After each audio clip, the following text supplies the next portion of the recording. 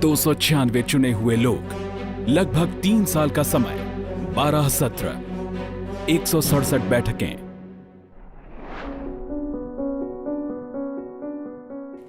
इस तरह भारत ने खुद को एक संविधान दिया।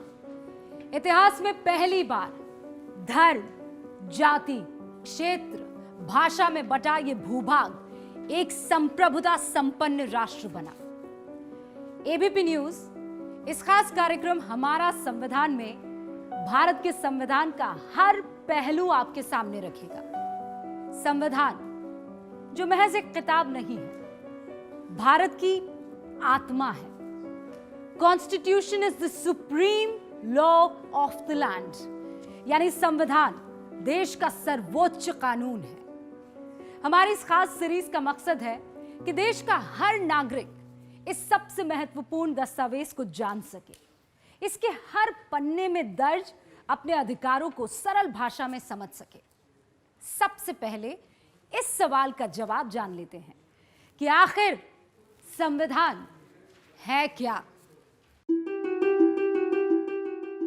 संविधान वो ग्रंथ है जो सरकार, प्रशासन और व्यवस्था के तमाम अंगों को कामकाज की शक्ति देता है और उनका दायरा भी तय करता है। यानी देश कैसे चलेगा, सरकार किस तरह से काम करेगी, व्यवस्था का हर अंग कैसे काम करेगा, ये संविधान से तय होता है। संविधान के महत्व को समझने के लिए आप जरा सुप्रीम कोर्ट या हाई कोर्ट से सरकार के फैसलों को बदले या रद्द किए जाने के मामलों को याद करें। कोर्ट ऐसा इसलिए करता है क्योंकि सरकार, संसद या राज्य विधानसभा का कोई भी फैसला या कानून संविधान का उल्लंघन करने वाला नहीं हो सकता। मतलब देश में जो कुछ भी होगा संविधान के मुताबिक होगा। अब भारतीय संविधान के निर्माण की बात। दुनिया में जब से शासन व्यवस्था है तब से शासन के नियम तय किए जाते हैं। भारत के सबसे प्राचीन ग्रंथ ऋग्वेद और अथर्ववेद में सामान्य लोगों की सभा और वरिष्ठ जनों की समिति के जरिए शासन प्रशासन के काम की व्यवस्था का जिक्र है। कौटिल्य के अर्थशास्त्र, पाणिनि के अष्टाध्यायी के साथ ही ऐतरेय ब्राह्मण, मनुस्मृति जैसे कई ग्रंथों में शासन की व्यवस्था, उसके अलग अलग अंगों के अधिकार जैसी बातों का ब्यौरा है। अशोक के शिलालेख भी एक तरह से शासन व्यवस्था का ही बखान करते हैं। आजादी के आंदोलन के दौरान ज्यादातर बड़े स्वतंत्रता सेनानी कानून के जानकार थे। उन्होंने महसूस किया कि भारत में शासन व्यवस्था के लिए नियम बनाने की जरूरत है। वो चाहते थे कि शासन व्यवस्था के नियम तय करने के लिए भारत के लोगों की एक संविधान सभा का गठन हो। अंग्रेज सरकार इसके लिए सहमत नहीं थी। 1935 में अंग्रेजों ने इस मांग को शांत करने के लिए अपनी तरफ से गवर्नमेंट ऑफ इंडिया एक्ट बनाया, लेकिन कांग्रेस ने इसका यह कहकर विरोध किया कि इसे भारत के लोगों ने नहीं बनाया है। आखिरकार दूसरे विश्व युद्ध के बाद जब भारत की आजादी की संभावनाएं बढ़ने लगीं, तब संविधान सभा का गठन किया गया।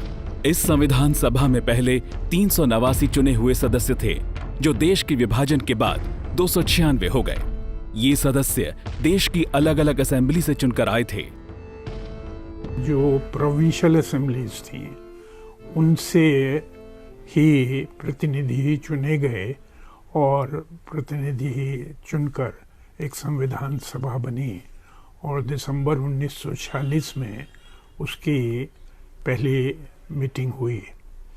सत्ता का हस्तांतरण तब तक नहीं हुआ था, वो 15 अगस्त 1947 को हुआ, लेकिन संविधान सभा ने दिसंबर 1946 में अपना काम शुरू कर दिया था।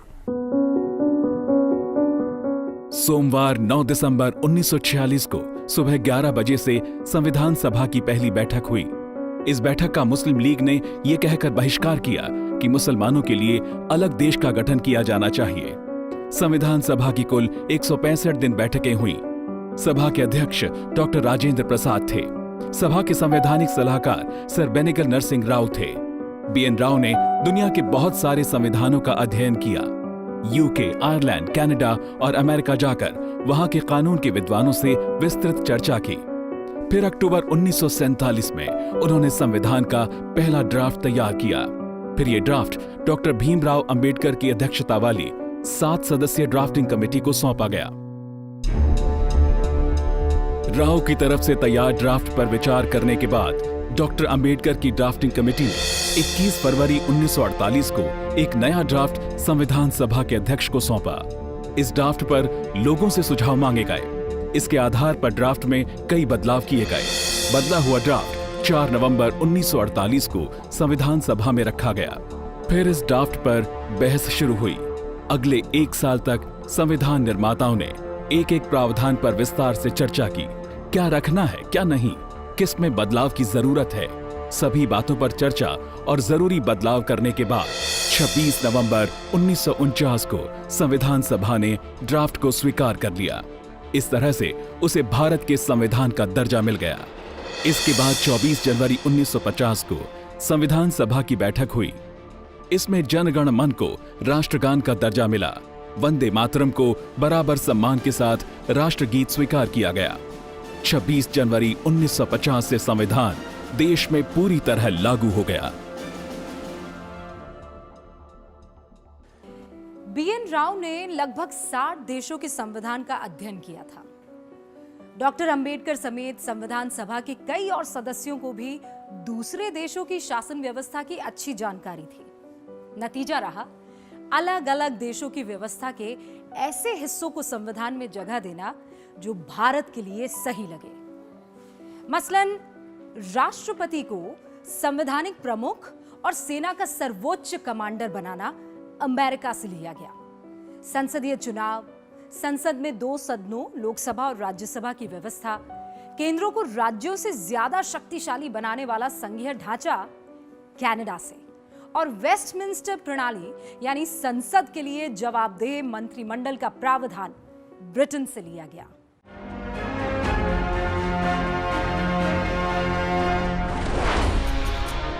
हमारा संविधान सीरीज में अब बात भारत के संविधान की उन विशेषताओं की जो इसे दुनिया के दूसरे देशों के संविधान से अलग बनाती हैं।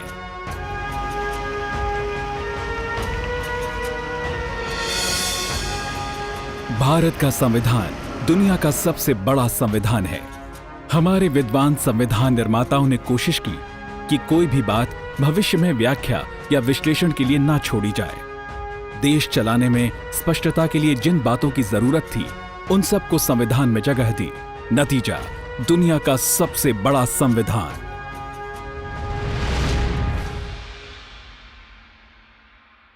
भारत के संविधान की एक और खासियत है कि ये लिखित है।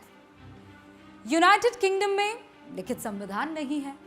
वहां परंपरा के तहत चली आ रही बातों का पालन किया जाता है।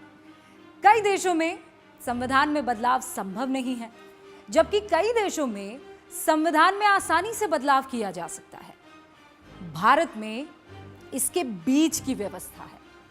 संविधान का मौलिक ढांचा, जैसे संविधान की सर्वोच्चता, संसदीय लोकतंत्र, स्वतंत्र न्यायपालिका जैसी बातों को नहीं बदला जा सकता, लेकिन अलग अलग हिस्सों में अलग अलग प्रक्रिया के तहत बदलाव किया जा सकता है। अमूमन संसद में वोट देने वालों के 2/3 बहुमत से संविधान में बदलाव हो सकता है। कुछ मामलों में संशोधन के लिए राज्यों से भी मंजूरी लेने की जरूरत पड़ती है। अब तक संविधान में 100 से भी ज्यादा संशोधन हो चुके हैं। हम 3 तरह से अपने संविधान को बदल सकते हैं। एक, साधारण बहुमत के द्वारा, दूसरा विशेष बहुमत के द्वारा, और तीसरा विशेष बहुमत प्लस आधे राज्यों के अनुसमर्थन के द्वारा। हम कह रहे हैं कि भारतीय संविधान कुछ लचीला है और कुछ कठोर है। भारतीय संविधान में 3 ऐसे अनुच्छेद हैं जिनमें हम आसानी से परिवर्तन कर सकते हैं। उस पोर्शन को हम कहते हैं लचीलापन।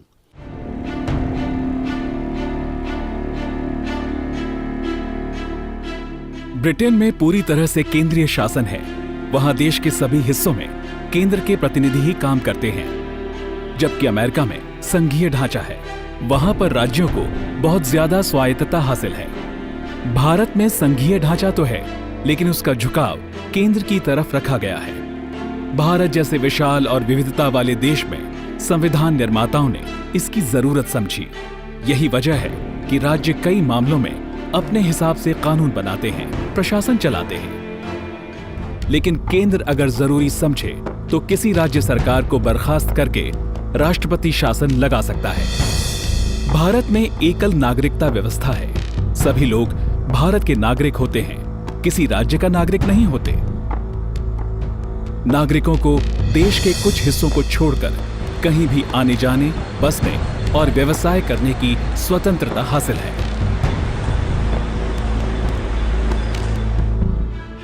भारतीय संविधान की एक और विशेषता है वयस्क मताधिकार। 18 साल या उससे अधिक उम्र के हर नागरिक को मतदान के जरिए अपना प्रतिनिधि चुनने का अधिकार है। यहां धर्म, जाति, भाषा, प्रांत, लिंग आदि के भेदभाव के बिना हर नागरिक को वोट की शक्ति दी गई है। सबके वोट का महत्व एक बराबर है। भारत में राष्ट्रपति और संसदीय दोनों प्रणाली लागू है। भारत में राष्ट्रपति संवैधानिक प्रमुख होते हैं, लेकिन असल में देश का नेतृत्व संसद के निचले सदन में बहुमत का समर्थन पाने वाले प्रधानमंत्री करते हैं। अमेरिका में राष्ट्रपति के पास अपार शक्तियां हैं, वो किसी भी नागरिक को मंत्री बना सकते हैं। लेकिन भारत में सांसदों के बीच से ही मंत्री चुने जाते हैं और एक सांसद ही प्रधानमंत्री होता है। ब्रिटेन में भी पार्लियामेंट्री सिस्टम है, लेकिन वहां की हेड क्वीन है।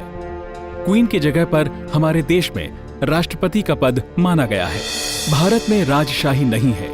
यहाँ किसी राज परिवार का व्यक्ति अपने जन्म के आधार पर देश का सर्वोच्च पद हासिल नहीं करता। देश का सर्वोच्च पद राष्ट्रपति का है, जिसके लिए चुनाव होता है। पद की योग्यता पूरी करने वाला कोई भी नागरिक राष्ट्रपति बन सकता है।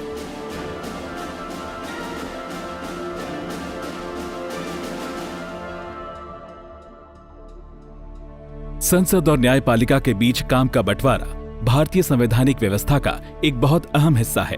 कई देशों में संसद की शक्ति अपार होती है। न्यायपालिका भी उस पर नियंत्रण नहीं लगा सकती, लेकिन भारत में ऐसा नहीं है। संसद को कानून बनाने का अधिकार दिया गया है, पर हर कानून की समीक्षा न्यायपालिका कर सकती है। अगर कानून संविधान के दायरे से बाहर है तो उसे निरस्त भी कर सकती है। स्वतंत्र और स्वायत्त न्यायपालिका भारतीय संविधान की एक बड़ी विशेषता है। संविधान के निर्माताओं ने इस बात को सुनिश्चित किया कि न्यायपालिका बिना किसी बाहरी दखल के अपना काम कर सके। भारतीय संविधान में नागरिकों के अधिकार पर बहुत ध्यान दिया गया है और यहाँ तक कि जो weakest person of the country, उसके लिए भी अधिकारों की व्यवस्था की गई है। जहाँ पर भी कमी हुई उसको समय समय पर संविधान में अमेंडमेंट किया गया और कोशिश ये की गई है कि इस देश का जो सबसे कमज़ोर व्यक्ति है उसके भी अधिकारों की रक्षा की जाए। भारत के हर नागरिक को मौलिक अधिकार देना संविधान की सबसे बड़ी विशेषता है। मौलिक अधिकार वो अधिकार है जो हर नागरिक को हासिल है। इनका हनन नहीं किया जा सकता है। अगर सरकार के किसी कदम से किसी नागरिक के मौलिक अधिकार का हनन होता है तो सुप्रीम कोर्ट या हाई कोर्ट का दरवाजा खटखटाया जा सकता है। मौलिक अधिकार मसलन कानून की नजर में बराबरी, अपनी बात कहने की आजादी, देश में कहीं भी जाने और बसने की आजादी, सम्मान से जीवन जीने की स्वतंत्रता आदि भारत में हर नागरिक को ये हासिल है। हालांकि हर अधिकार की सीमा भी संविधान में तय की गई है।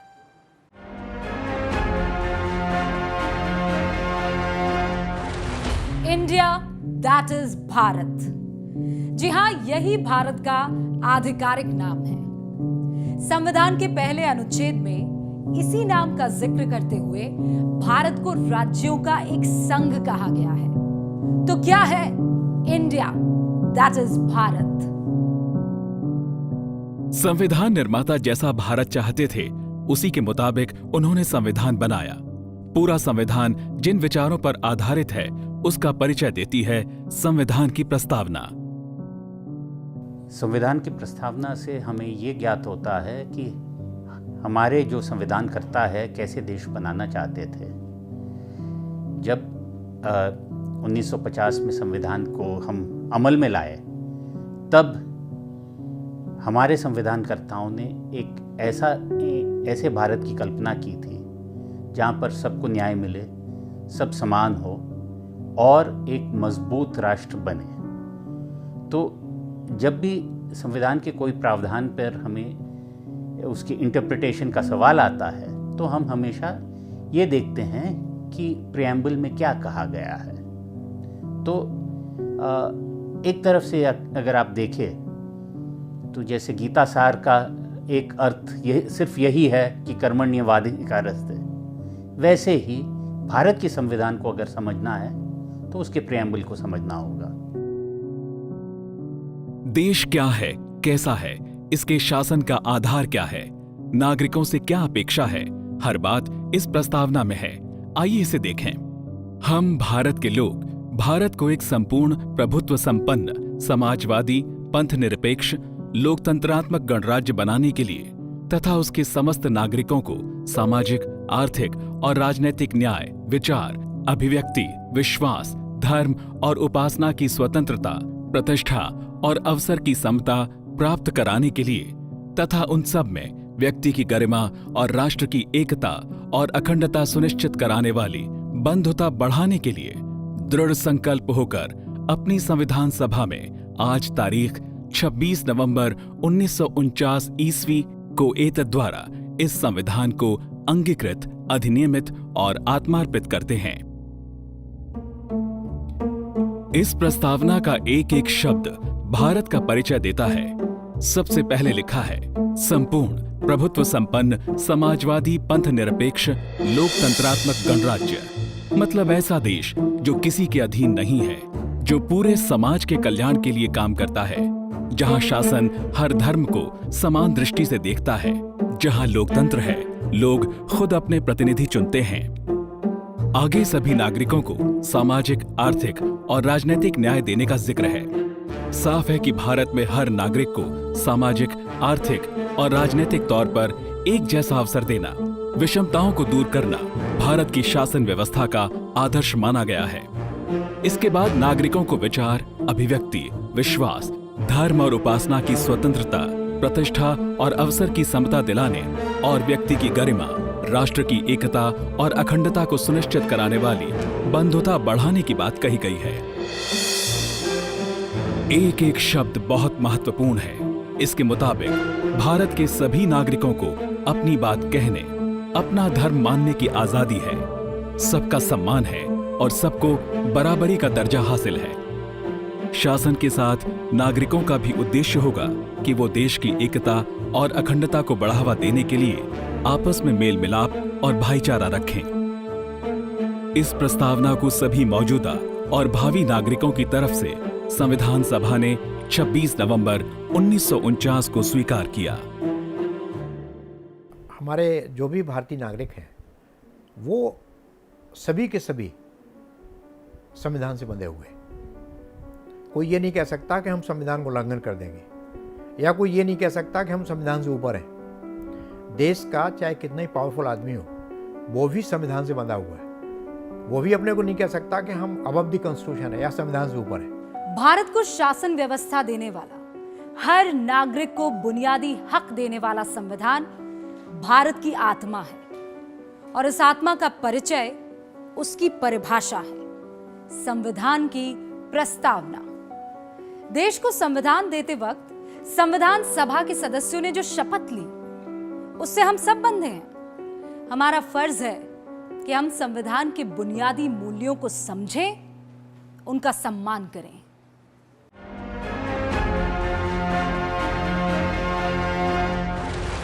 संविधान सीरीज में अब हम एक एक करके नागरिकों को हासिल मौलिक अधिकारों की बात करेंगे। मौलिक अधिकार भारतीय संविधान की सबसे बड़ी विशेषताओं में से एक है।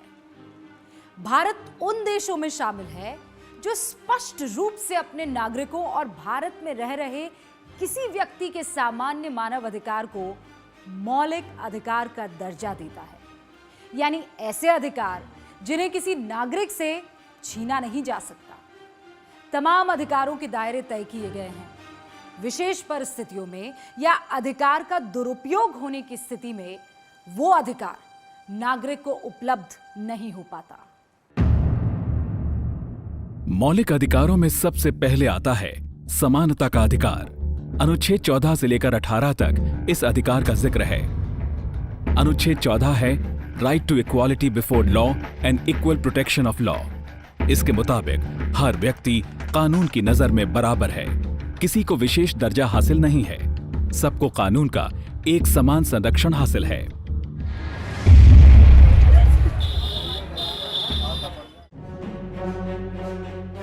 अगर संसद कोई ऐसा कानून बनाती है जिससे समान परिस्थिति के दो लोगों में भेदभाव होता हो, तो सुप्रीम कोर्ट या हाई कोर्ट उसे निरस्त कर सकता है। उसी तरह अगर सरकार कोई ऐसा कदम उठाती है जो एक जैसे दो नागरिकों पर एक जैसा असर नहीं डालता, तो उसे भी रद्द किया जा सकता है।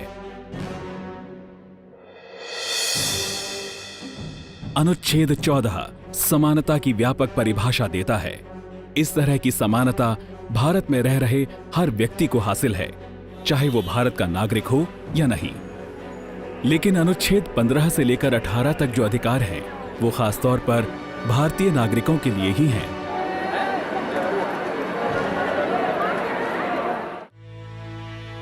अनुच्छेद 15 के मुताबिक भारत में किसी भी व्यक्ति के साथ सिर्फ उसके धर्म, भाषा, जाति या लिंग के आधार पर भेदभाव नहीं हो सकता। मतलब हर नागरिक को एक समान अवसर मिलेगा। किसी के साथ भी सिर्फ इस वजह से भेदभाव नहीं किया जाएगा कि वो किसी खास धर्म, जाति, भाषा, क्षेत्र या लिंग का है। यहां आपके मन में यह सवाल आ सकता है कि जब संविधान जाति के आधार पर भेदभाव की मनाही करता है, तब आरक्षण की व्यवस्था इस देश में क्यों है? आपके सवाल में ही जवाब छुपा है।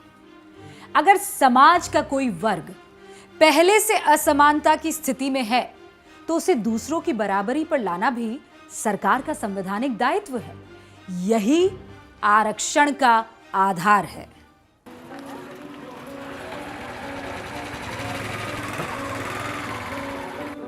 सुप्रीम कोर्ट ने भी अपने कई फैसलों में इसे सही माना है।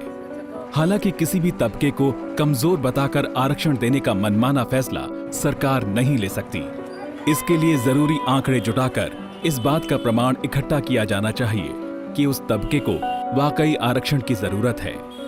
ऐसा नहीं होने की स्थिति में कोर्ट कई बार सरकार की तरफ से दिए गए आरक्षण को रद्द कर चुका है। देखिए, समानता की बात तो करी है 15 और 16 में, लेकिन ये भी बोला है कि जो पिछड़े समाज में जो पिछड़ी जाति के लोग हैं, शेड्यूल्ड कास्ट वगैरह हैं, उनके लिए अफर्मेटिव एक्शन के लिए जॉब्स में रिजर्वेशन किया जा सकता है, सरकारी जॉब्स में। लेकिन उस पर सुप्रीम कोर्ट ने बोला है कि 50% से ज़्यादा नहीं हो सकता ओवरऑल रिजर्वेशन। अनुच्छेद 16 सरकारी नौकरियों में सबको समान अवसर दिए जाने की बात कहता है। यानी यहां भी किसी भी जाति, धर्म, भाषा, क्षेत्र के चलते कोई भेदभाव नहीं किया जा सकता। लेकिन नौकरियों में आरक्षण दिया जाता है। इसकी वजह आपको पहले ही बताई जा चुकी है।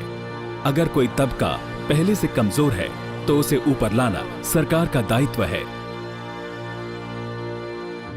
अनुच्छेद 17 छुआछूत को खत्म करने की बात करता है। भारत में किसी भी नागरिक के साथ अछूत जैसा व्यवहार नहीं किया जा सकता। सरकार की इस जिम्मेदारी मानी गई है कि वो नागरिकों को ऐसी परिस्थिति से बचाए। इसलिए सरकार ने इससे जुड़े कानून बनाए हैं ताकि कोई अगर किसी से अछूत जैसा बर्ताव करे तो उसे दंडित किया जा सके। अनुच्छेद 18 एबॉलिशन ऑफ टाइटल्स यानी उपाधियों को खत्म किए जाने की बात कहता है। आजादी से पहले अंग्रेजों के दिए सर, खान बहादुर, राय बहादुर, राजा, महाराजा जैसी उपाधियां आपने सुनी होंगी। आजाद भारत में इन्हें खत्म कर दिया गया है। अब ऐसी कोई उपाधि ना तो सरकार किसी को दे सकती है, ना भारत का कोई नागरिक विदेशी सरकार से इन्हें ले सकता है। अब आपके मन में यह सवाल आएगा कि सरकार पद्मश्री, पद्म भूषण और भारत रत्न जैसे जो सम्मान देती है, उन्हें कैसे मान्यता मिल सकती है? सुप्रीम कोर्ट इस पर सुनवाई के बाद फैसला दे चुका है। फैसले में माना गया था कि पद्म पुरस्कार या भारत रत्न नागरिकों को किसी भी क्षेत्र में उनके उल्लेखनीय योगदान के लिए दिया जाने वाला सम्मान है। ये कोई उपाधि नहीं जिसे लोग अपने नाम के आगे या पीछे लगाते हैं और दूसरे के मुकाबले अपने आप को बेहतर साबित करने की कोशिश करते हैं। योगदान के लिए मिलने वाले सम्मान को अनुच्छेद 18 का उल्लंघन नहीं माना जा सकता।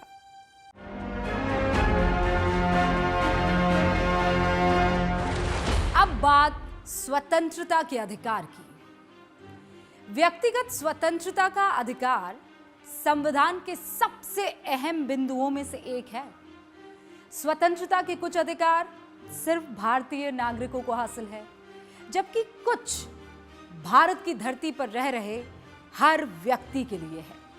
सबसे पहले बात अनुच्छेद 19 की। इस अनुच्छेद के तहत कई तरह के अधिकार आते हैं। 19(1)(a) यानी अभिव्यक्ति की स्वतंत्रता एक ऐसा अधिकार है जिस पर हाल के दिनों में सबसे ज्यादा चर्चा हुई है। ये अनुच्छेद हर नागरिक को अपनी बात मौखिक, लिखित और चित्र के जरिए या किसी भी दूसरे तरीके से अभिव्यक्त करने की आजादी देता है। हालांकि इस अधिकार की अपनी सीमाएं हैं। अनुच्छेद 19(a) अभिव्यक्ति को अपनी बात रखने की, कहने की पूरी स्वतंत्रता देता है, मौलिक अधिकार देता है, लेकिन उसकी कुछ सीमाएं हैं कि आप कंटेम्प्ट ऑफ कोर्ट नहीं कर सकते, किसी का डेफेमेशन नहीं कर सकते, वो सरकार कानून से रेगुलेट कर सकती है। अभिव्यक्ति का इस्तेमाल देश की एकता, अखंडता को खतरा पहुंचाने, अश्लीलता फैलाने, कानून व्यवस्था की स्थिति खराब करने, किसी को अपराध के लिए उकसाने, अदालत की अवमानना करने या किसी की मानहानि करने के लिए नहीं किया जा सकता। इन सीमाओं के परे की गई अभिव्यक्ति अलग अलग अपराधों में दंडनीय अपराध है। 19(1)(b) से लेकर G तक 5 और अहम अधिकार हैं।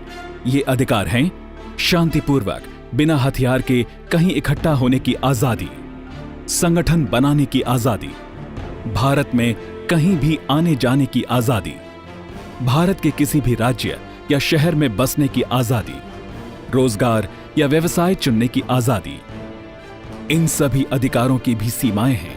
जैसे अगर कानून व्यवस्था की स्थिति बिगड़ने का अंदेशा हो तो शांतिपूर्वक जमा होने के अधिकार पर प्रशासन अंकुश लगा सकता है। इसके लिए CRPC की धारा 144 का इस्तेमाल किया जाता है। इसी तरह संगठन बनाने, भारत में कहीं भी आने जाने, व्यवसाय करने जैसे अधिकारों का इस्तेमाल भी कानून व्यवस्था के दायरे में ही हो सकता है। मसलन व्यवसाय चुनने के अधिकार का मतलब यह नहीं हो सकता कि कोई किसी प्रतिबंधित चीज का व्यापार शुरू कर दे। कहीं आने जाने का मतलब ऐसी जगह में चले जाना नहीं हो सकता जहां जाने की अनुमति ना हो। संगठन बनाने के अधिकार का मतलब आपराधिक गिरोह बनाना नहीं हो सकता। देश का मतलब ये हमारा घर है। हर व्यक्ति को अपने घर में आने जाने रहने की स्वतंत्रता है। तो हम देश को अगर हम सीमा में बांध देंगे कि हम इस सीमा तक ही व्यवसाय कर सकते हैं या इस क्षेत्र में हम व्यवसाय कर सकते हैं, उस क्षेत्र में नहीं कर सकते, तो ये होगा कि फिर हमारा देश कहाँ रहा? फिर द कंट्री। कंट्री का मतलब है एक राष्ट्र, और सारे जो हमारे प्रदेश हैं ये जैसे पार्ट ऑफ बॉडी है, उसी तरह से पार्ट ऑफ बॉडी की तरह से हमारे सारे राज्य हैं। तो हर व्यक्ति को देश के किसी भी भाग में व्यवसाय करने का, घूमने का, रहने का, जाने का, पढ़ने लिखने का पूर्ण अधिकार है और होना भी चाहिए। अनुच्छेद 20 किसी भी अपराध के आरोपी को विशेष मौलिक अधिकार देता है। जैसे अपराध के लिए सजा उसी कानून के तहत मिलती है जो अपराध किए जाने के वक्त अस्तित्व में थी। किसी नए कानून के तहत पहले किए गए अपराध की सजा नहीं मिलती है। एक ही अपराध के लिए 2 बार मुकदमा नहीं चलाया जा सकता या 2 बार दंड नहीं दिया जा सकता। हालांकि इसका अर्थ सिर्फ अदालत में चलने वाले मुकदमे से है। अगर कोई सरकारी कर्मचारी भ्रष्टाचार में शामिल पाया जाता है तो विभागीय कार्रवाई के तहत उसे नौकरी से निलंबित या बर्खास्त करने पर कोई मनाही नहीं होती। ये नहीं कहा जा सकता कि चूंकि कोर्ट में अपराध का मुकदमा चल रहा है इसलिए उस पर विभाग कोई कार्रवाई नहीं करेगा। किसी को अपने ही खिलाफ गवाही देने के लिए विवश नहीं किया जा सकता। दरअसल कानून की अवधारणा है कि जब तक कोई दोषी साबित ना हो जाए वो बेगुनाह है। ऐसे में किसी व्यक्ति को पुलिस किसी आरोप में पकड़ तो सकती है, लेकिन उसे कोर्ट में अपने ही खिलाफ गवाही देने के लिए बाध्य नहीं किया जा सकता। उसे कोर्ट में खुद गवाही देते वक्त सच बोलने की कोई शपथ नहीं लेनी पड़ती है।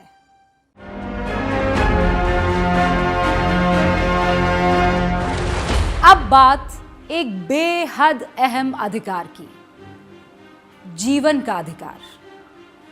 अनुच्छेद 21 के तहत दर्ज ये अधिकार सिर्फ शारीरिक रूप से जीने तक सीमित नहीं है। इसकी सही व्याख्या है गरिमा और सम्मान के साथ जीने का अधिकार। राइट टू लाइफ में ये है कि राइट टू एजुकेशन आता है, फिर राइट टू क्लीन एनवायरनमेंट आता है, फिर उसमें राइट टू फूड और right to health care, right to housing.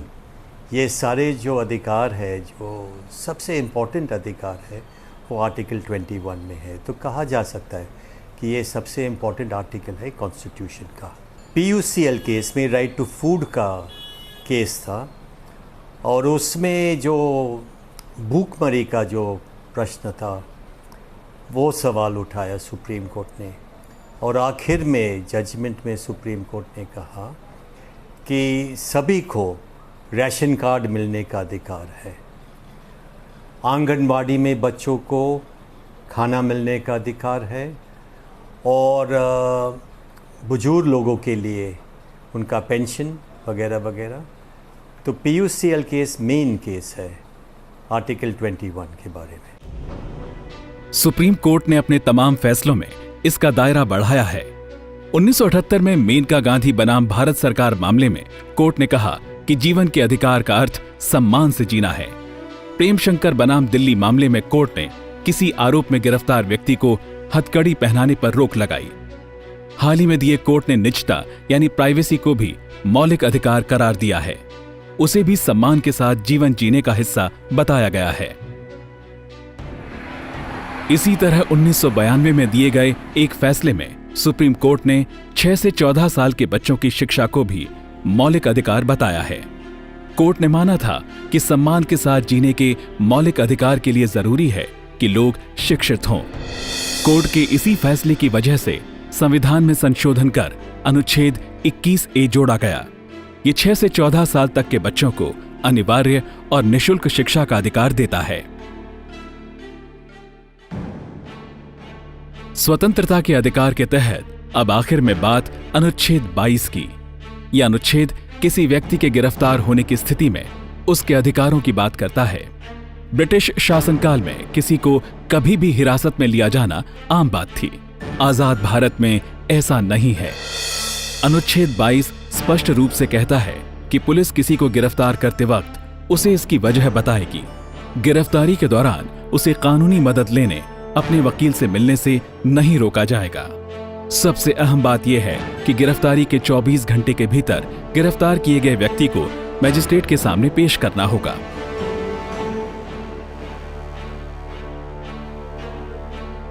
अनुच्छेद 22 में यह भी लिखा है कि अगर किसी को अरेस्ट किया जाता है तो उसको तुरंत ये बताना पड़ेगा कि किस आधार पर उसको अरेस्ट किया गया है। अगर उसको अरेस्ट किया जाता है तो उसको अपने वकील को कंसल्ट करने का तुरंत अधिकार दिया जाएगा और उसको मैजिस्ट्रेट के यहाँ 24 घंटे के अंदर प्रोड्यूस किया जाएगा, और 24 घंटे के आगे मैजिस्ट्रेट के ऑर्डर के बगैर उसको अरेस्ट नहीं किया जा सकता। साफ तौर पर इस अनुच्छेद के जरिए संविधान के निर्माताओं ने किसी व्यक्ति को बेवजह या मनमाने तरीके से गिरफ्तार किए जाने पर अंकुश लगा दिया।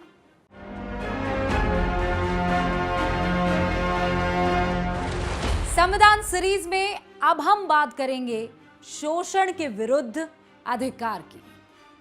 अनुच्छेद 23 और 24 में इन अधिकारों का जिक्र है।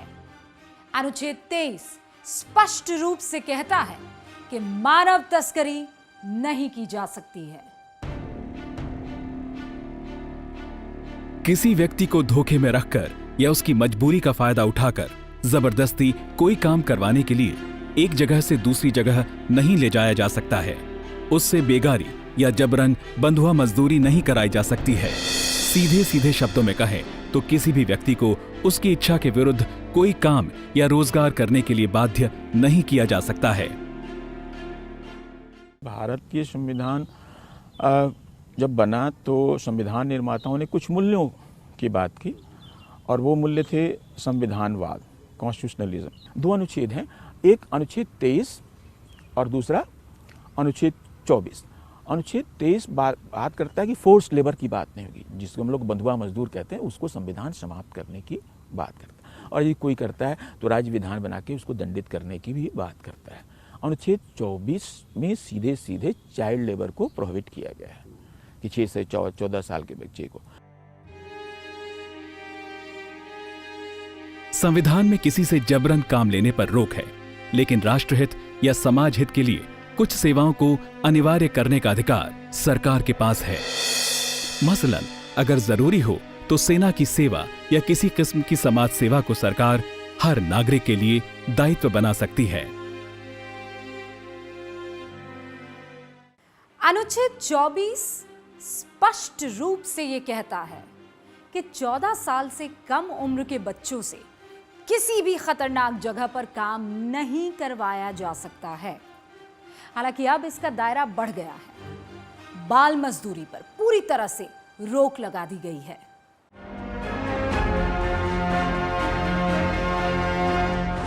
धार्मिक स्वतंत्रता का अधिकार, एक ऐसा अधिकार जो हाल फिलहाल काफी चर्चा का विषय बना। संविधान सीरीज में हम इस अधिकार के बारे में समझेंगे, साथ ही अल्पसंख्यकों को लेकर जो विशेष अधिकार संविधान में दिए गए हैं उनकी भी बात करेंगे।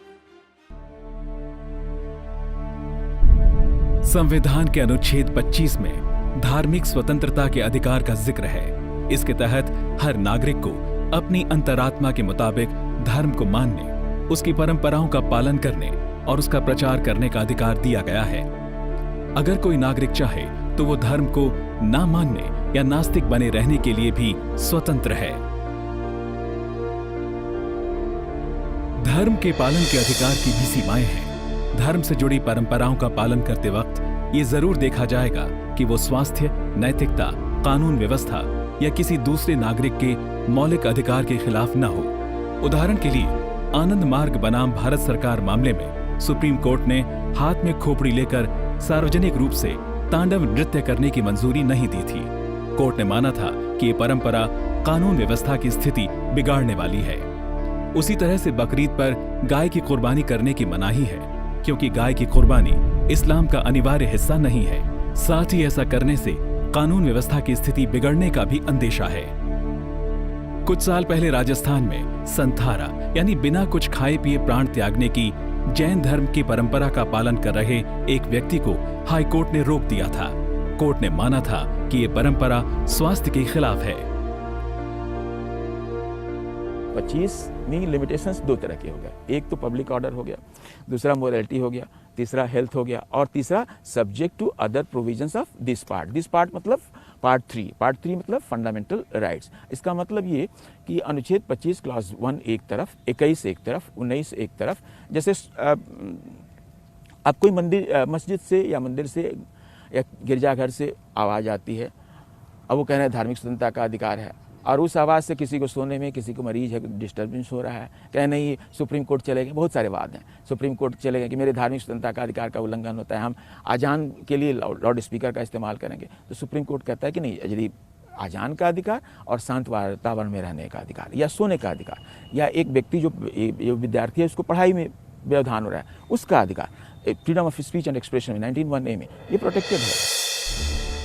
साफ है कि धर्म का पालन करने का अधिकार भी कुछ सीमाओं में बंधा है। इस तरह के मामलों में कोर्ट सबसे पहले इस बात को देखता है कि जिस परंपरा की बात की जा रही है, क्या वो धर्म का अनिवार्य हिस्सा है। एक साथ 3 तलाक को चुनौती देने वाली याचिकाओं पर सुनवाई के दौरान भी कोर्ट ने सबसे पहले इसी बात को देखा था। इसके बाद कोर्ट ये देखता है कि जिस परंपरा को चुनौती दी गई है वो स्वास्थ्य, नैतिकता, कानून व्यवस्था जैसी चीजों के खिलाफ तो नहीं है। यहां हमें यह भी समझना होगा कि अनुच्छेद 25 के तहत धर्म का पालन करने और उसका प्रचार करने का अधिकार दिया गया है, लेकिन धर्म परिवर्तन करवाने को मौलिक अधिकार नहीं माना गया है, क्योंकि धर्म परिवर्तन करवाने की कोशिश कानून व्यवस्था की स्थिति बिगाड़ने वाली हो सकती है। Article 25 and 26, every citizen of India has a right to profess and propagate their own religion. So therefore this is a democratic country where no matter how small your sect may be, you have a right to profess your religion. Nobody can tell you that you must say like this or pray like this and so on. If you do or say something which affects another religion, which causes a rift among people of different religions, then it is a criminal offense. अनुच्छेद 26 धर्म के पालन से जुड़ी व्यवस्था का अधिकार लोगों को देता है। धर्म से जुड़ी गतिविधि चलाने के लिए संस्था बनाना, धार्मिक स्थल का निर्माण, उसकी व्यवस्था करने के लिए नियम कायदे बनाना, ये सब कुछ इसके तहत आता है। हालांकि इस अधिकार की भी सीमाएं हैं। इसका पालन इस तरीके से नहीं किया जा सकता जिससे दूसरों के मौलिक या कानूनी अधिकारों का हनन होता हो। अनुच्छेद 29 और 30 में अल्पसंख्यकों को अपने धर्म, भाषा या संस्कृति के संरक्षण के लिए स्कूल, कॉलेज और दूसरी संस्थाओं को बनाने और चलाने का अधिकार दिया गया है। बड़े पैमाने पर मदरसा और मिशनरी स्कूल इसी अधिकार के तहत भारत में खोले गए हैं। हालांकि ये अधिकार सिर्फ धार्मिक अल्पसंख्यकों को नहीं है, बल्कि किसी विशेष इलाके में अगर भाषाई तौर पर कोई वर्ग अल्पसंख्यक है तो वो भी अपनी संस्कृति और भाषा के संरक्षण के लिए शैक्षणिक संस्थान खोल सकता है।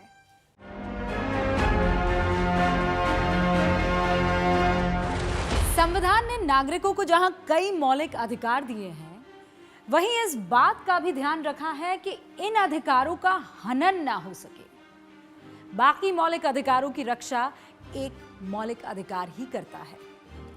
यह अधिकार है राइट टू कॉन्स्टिट्यूशनल रेमेडी। अनुच्छेद 32 हर नागरिक को अधिकार देता है कि अगर सरकार के किसी फैसले से उसके या किसी और के मौलिक अधिकार बाधित हो रहे हों तो वो सीधे सुप्रीम कोर्ट में याचिका दाखिल कर सकता है।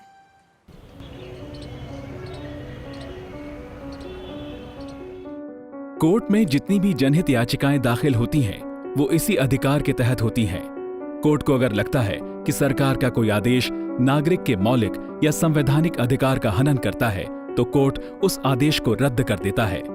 उसी तरह से अगर कोई कानून नागरिकों के मौलिक अधिकार का उल्लंघन करने वाला हो, तो कोर्ट उसे निरस्त कर सकता है।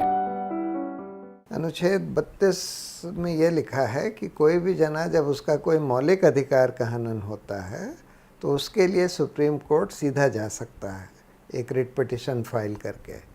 तो इसको सुप्रीम कोर्ट ने बोला है कि ये तो बिल्कुल संविधान का मूल ढांचा है, अनुच्छेद 32 कि ये तो बहुत ही अहम प्रोविज़न है संविधान का, क्योंकि सुप्रीम कोर्ट ही एक गारंटी है। सुप्रीम कोर्ट और हाई कोर्ट्स जो हैं, यही लोगों के मौलिक अधिकार की रक्षा के लिए बनाए गए हैं। संविधान में ही आगे अनुच्छेद 226 का जिक्र है, जो किसी नागरिक को सरकार के फैसलों के खिलाफ सीधे हाई कोर्ट में याचिका दाखिल करने का अधिकार देता है। हालांकि अनुच्छेद 226 को मौलिक अधिकार का दर्जा नहीं है, लेकिन सुप्रीम कोर्ट अपने कई फैसलों में ये व्यवस्था दे चुका है कि जिस बात का समाधान हाई कोर्ट के स्तर पर हो सकता है, उसके लिए सीधे सुप्रीम कोर्ट में याचिका दाखिल करने की जरूरत नहीं है। इस तरह अनुच्छेद 226 भी राइट टू कॉन्स्टिट्यूशनल रेमेडी यानी संवैधानिक समाधान के मौलिक अधिकार का ही विस्तार है। कि अनुच्छेद 226 के अंतर्गत मूल अधिकार के अलावा हम अन्य अधिकारों के भी हम उसके अंतर्गत उससे क्लेम कर सकते हैं अनुच्छेद 226 के अंतर्गत हाई कोर्ट से। सिर्फ हम मूल अधिकार का ही प्रवर्तन कराते हैं सुप्रीम कोर्ट में, यहाँ पर मूल अधिकार के हाई कोर्ट में मूल अधिकार के साथ साथ अन्य अधिकारों की भी डिमांड हम कर सकते हैं, प्रवर्तन करा सकते हैं हाई कोर्ट में। इसलिए अनुच्छेद 226 का क्षेत्राधिकार बड़ा है, बशर्ते कि अनुच्छेद 32 के सुप्रीम कोर्ट के क्षेत्राधिकार से। अनुच्छेद 32 के तहत सिर्फ मौलिक अधिकारों के हनन के खिलाफ सुप्रीम कोर्ट जाया जा सकता है, जबकि 226 के तहत मौलिक अधिकारों के अलावा दूसरे कानूनी अधिकारों का भी सवाल उठाते हुए हाईकोर्ट में याचिका दाखिल की जा सकती है। अनुच्छेद 32 की याचिका सिर्फ सरकार या सरकारी संस्थान के खिलाफ दाखिल हो सकती है। 226 की याचिका सरकार ही नहीं, किसी भी व्यक्ति या संस्थान के खिलाफ दाखिल की जा सकती है।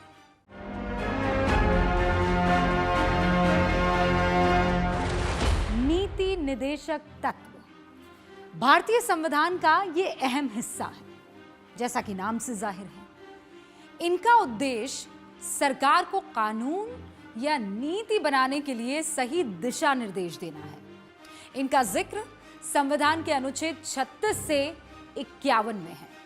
इन्हें संविधान का हिस्सा बनाने की प्रेरणा आयरलैंड के संविधान से ली गई है। यहां यह स्पष्ट करना जरूरी है कि नीति निर्देशक सिद्धांतों का पालन किसी सरकार के लिए अनिवार्य नहीं है।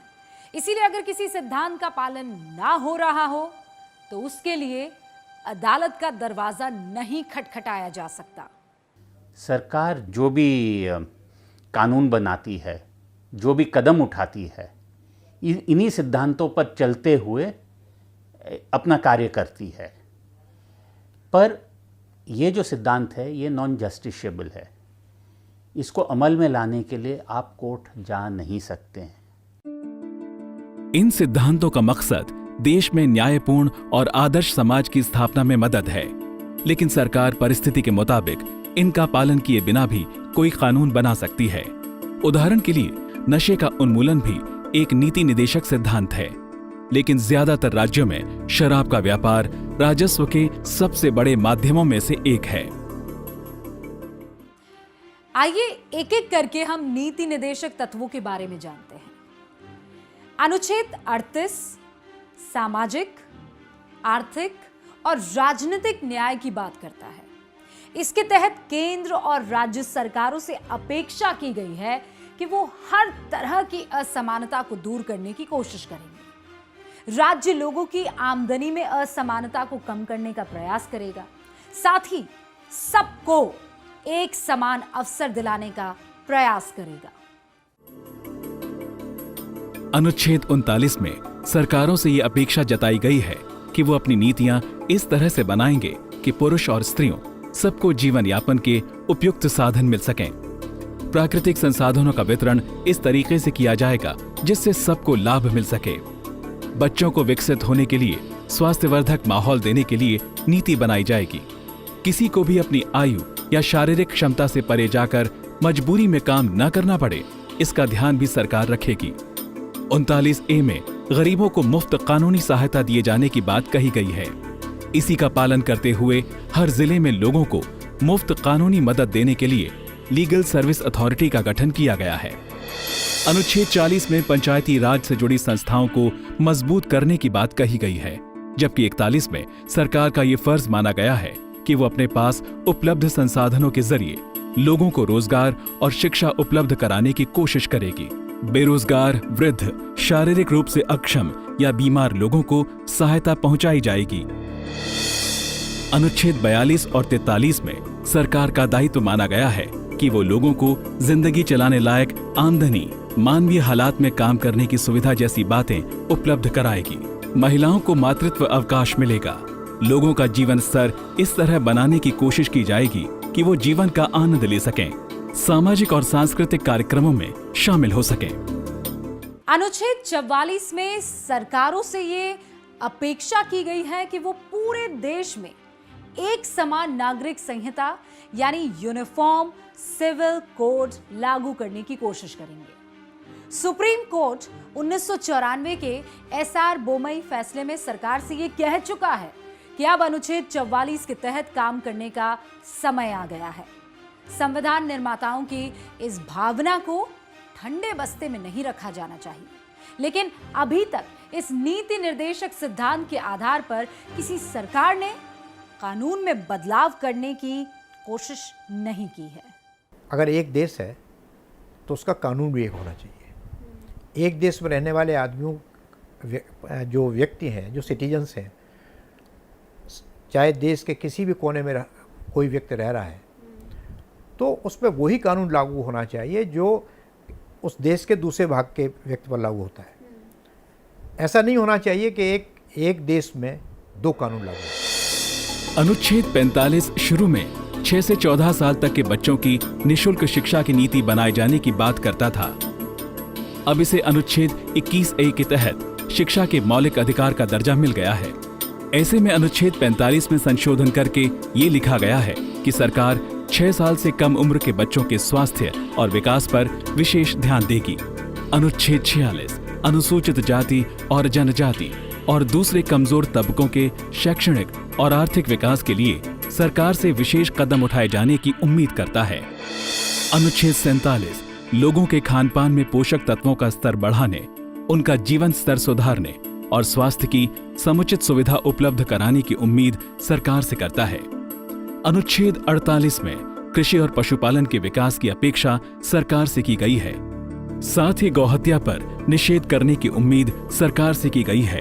इसी नीति निदेशक सिद्धांत के तहत तमाम राज्यों ने गौहत्या निषेध कानून बना रखे हैं। अनुच्छेद 49 राष्ट्रीय महत्व के स्मारकों की सुरक्षा की उम्मीद सरकार से करता है, जबकि 50 न्यायपालिका को सरकार के दखल से मुक्त रखने की बात कहता है। अनुच्छेद 51 में केंद्र सरकार से उम्मीद की गई है कि वो अंतर्राष्ट्रीय शांति और सुरक्षा को बढ़ावा देने की नीति बनाएगी, राष्ट्रों के बीच सम्मानजनक और न्यायपूर्ण संबंधों को बढ़ावा देगी, अंतर्राष्ट्रीय कानूनों और संधियों का सम्मान करेगी और अंतर्राष्ट्रीय विवादों का बातचीत के जरिए समाधान करने की कोशिश करेगी।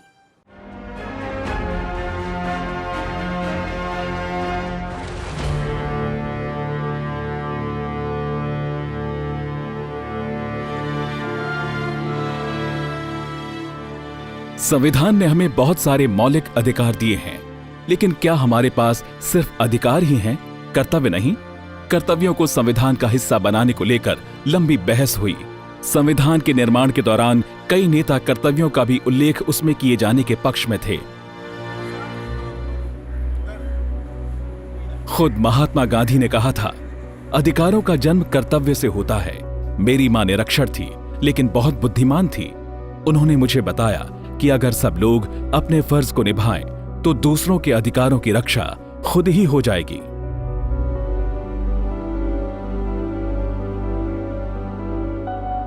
इस भावना के बावजूद शुरू में कर्तव्यों को संविधान में अलग से जगह नहीं मिली। 1976 में 42वें संशोधन के जरिए मौलिक कर्तव्यों को संविधान का हिस्सा बनाया गया। संविधान के अनुच्छेद 51A के तहत दर्ज मौलिक कर्तव्यों पर चर्चा से पहले ये समझ लेना जरूरी है कि भले ही शुरू में कर्तव्यों का जिक्र संविधान में नहीं किया गया, लेकिन हर मौलिक अधिकार की जो सीमा तय की गई है, वो भी अपने आप में कर्तव्य ही है। सीमाएं हमें बताती हैं कि हम मौलिक अधिकार का इस्तेमाल करते वक्त किसी और के अधिकारों का हनन नहीं कर सकते, देश के कायदे कानून के खिलाफ नहीं जा सकते। अब बात अनुच्छेद 51A में लिखे 11 मौलिक कर्तव्यों की। पहला, संविधान का पालन करना, उसके आदर्शों, संवैधानिक संस्थाओं, राष्ट्रध्वज और राष्ट्रगान का सम्मान करना। यह हर नागरिक के लिए पहला और सबसे बड़ा दायित्व माना गया है। इसे जोड़ते वक्त यही भावना थी कि जिस संविधान से ये पूरा देश संचालित हो रहा है, उसके प्रति नागरिक के मन में सम्मान हो। वो भारत की संवैधानिक संस्थाओं, देश के झंडे और राष्ट्रगान का हमेशा सम्मान करे।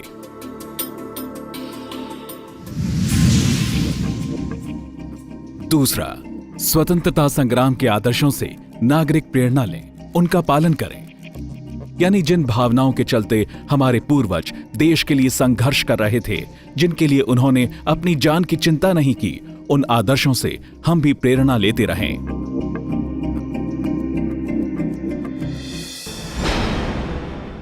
तीसरा, भारत की एकता, अखंडता और संप्रभुता की रक्षा। हर नागरिक ऐसा कुछ भी ना करे जिससे देश की एकता या अखंडता को असर पड़ता हो। नागरिक अपनी व्यक्तिगत क्षमता के मुताबिक भी देश की संप्रभुता और अखंडता को बरकरार रखने का प्रयास करें। चौथा, देश की रक्षा करना। जरूरत पड़ने पर जब कहा जाए तब राष्ट्रीय सेवा के लिए खुद को समर्पित करना। हर नागरिक का दायित्व है कि आपात स्थिति में या युद्ध की स्थिति में देश की सेवा से पीछे ना हटे। इस दौरान उसे जो भूमिका दी जाए उसका पालन करे।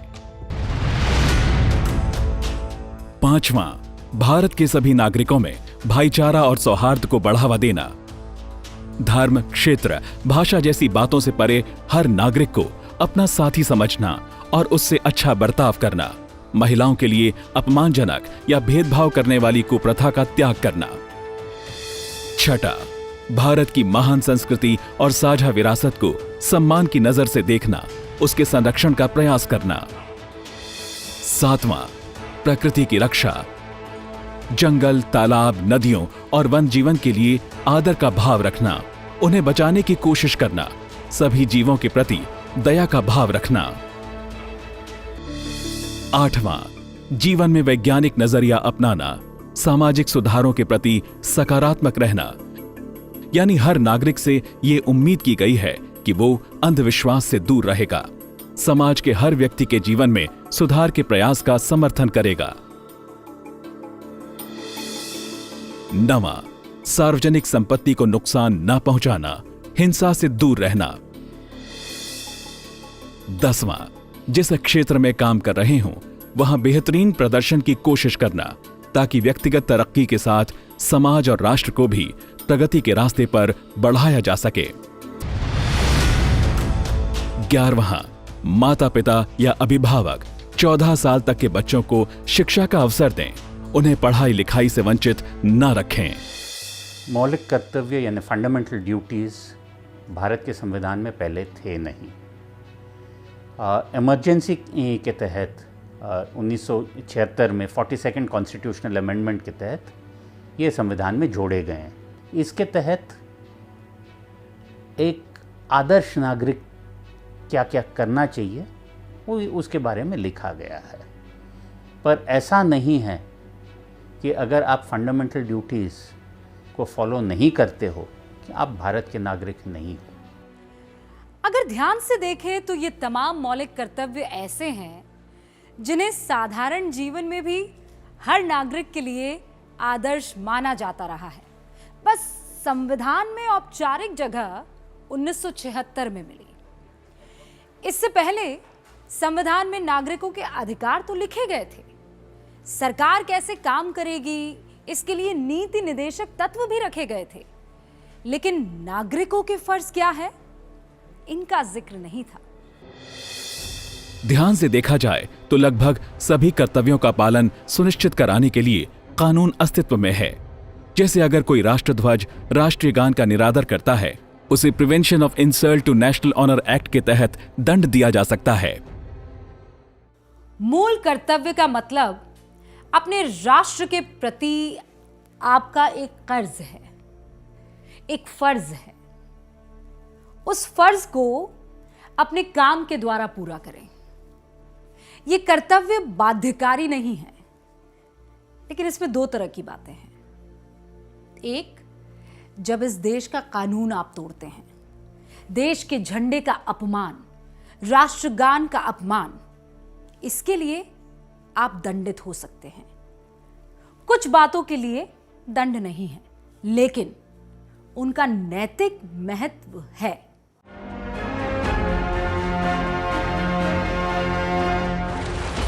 भारत के संविधान निर्माताओं ने व्यवस्था के 3 महत्वपूर्ण अंग रखे: कार्यपालिका, विधायिका और न्यायपालिका। संविधान सीरीज में हम तीनों अंगों पर बात करेंगे। शुरुआत कार्यपालिका से। कार्यपालिका को सरल शब्दों में सरकार भी कह सकते हैं, यानी व्यवस्था का वो हिस्सा जो असल में उसे चला रहा है। कार्यपालिका के अहम हिस्से हैं राष्ट्रपति, उपराष्ट्रपति, मंत्रिपरिषद और प्रधानमंत्री। पहले बात राष्ट्रपति की।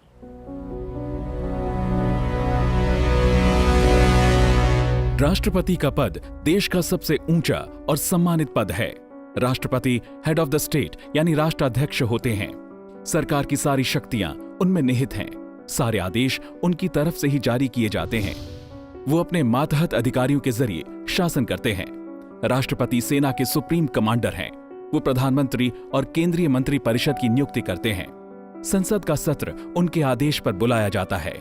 कार्यकाल पूरा हो जाने के बाद या किसी पार्टी को बहुमत न होने की स्थिति में लोकसभा को भंग करने का आदेश भी राष्ट्रपति जारी करते हैं। संसद से पास कोई भी विधेयक राष्ट्रपति की मंजूरी के बाद ही कानून कहलाता है। कुछ विधेयक तो ऐसे हैं जो उनकी मंजूरी के बिना संसद में पेश ही नहीं हो सकते, जैसे वित्त विधेयक।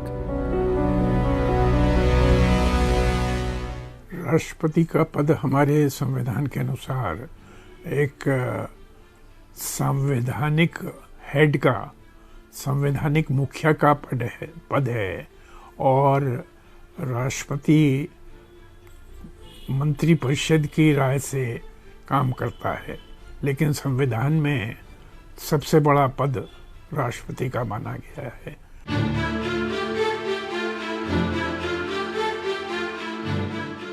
जब संसद का सत्र न चल रहा हो तो राष्ट्रपति अध्यादेश पारित कर सकते हैं। मतलब जब संसद कोई कानून पारित करने की स्थिति में ना हो और कोई कदम उठाने की तुरंत आवश्यकता हो तो राष्ट्रपति अध्यादेश पारित करते हैं। इसका दर्जा कानून के बराबर होता है। हालांकि सुप्रीम कोर्ट ये साफ कर चुका है कि अध्यादेश एक अस्थायी प्रावधान है। तय समय सीमा के भीतर अध्यादेश को संसद से पास करवाना जरूरी है।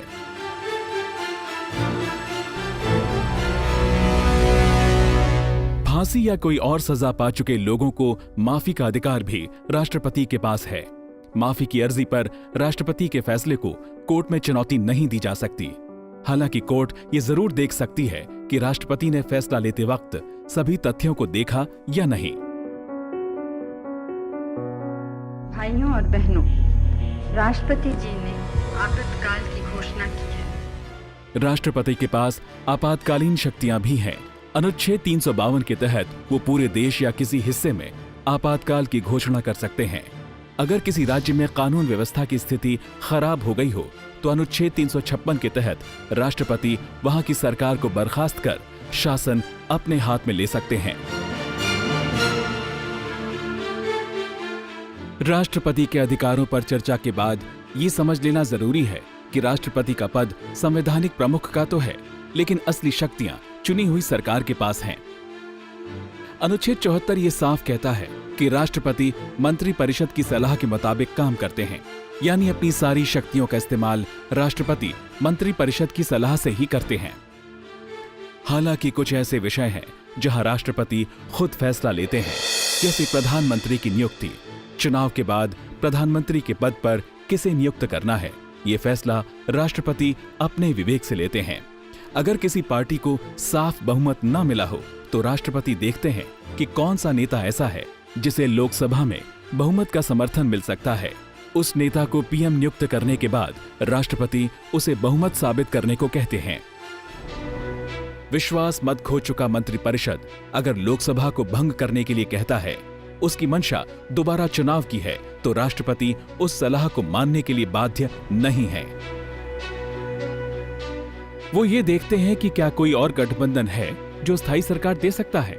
सदन में विश्वास मत खो चुका मंत्रिपरिषद अगर खुद इस्तीफा न दे रहा हो तो राष्ट्रपति उसे बर्खास्त करते हैं।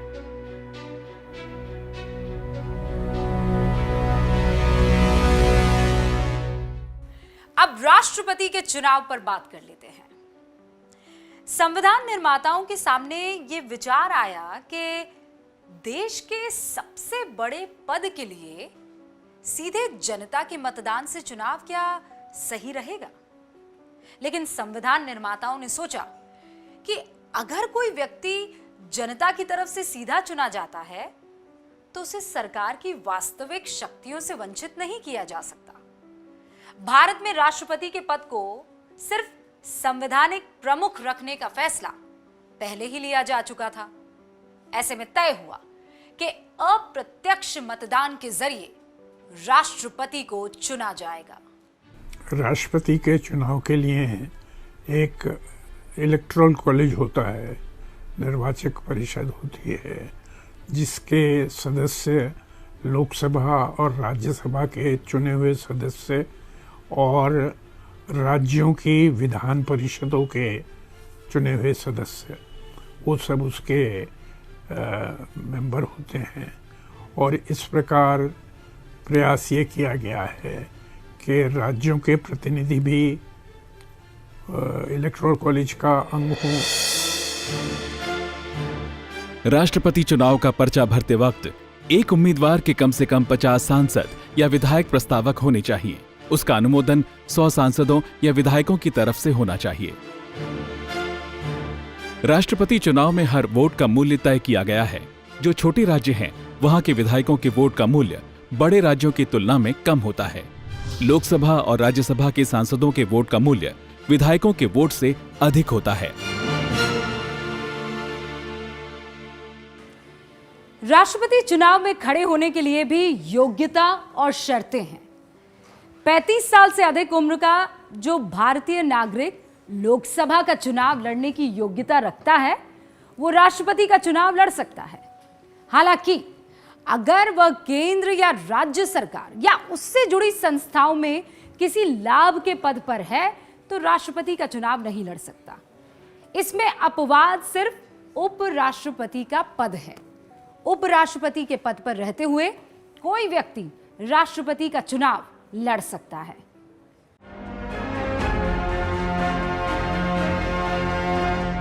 अब सरकार के सबसे अहम हिस्से मंत्रिपरिषद और उसका नेतृत्व करने वाले प्रधानमंत्री की बात। अनुच्छेद 74 में यह लिखा है कि राष्ट्रपति मंत्रिपरिषद की सहायता और सलाह से काम करेंगे, यानी राष्ट्रपति अपनी तरफ से सीधे कोई कदम नहीं उठा सकते, उन्हें मंत्रिपरिषद की सलाह माननी होती है।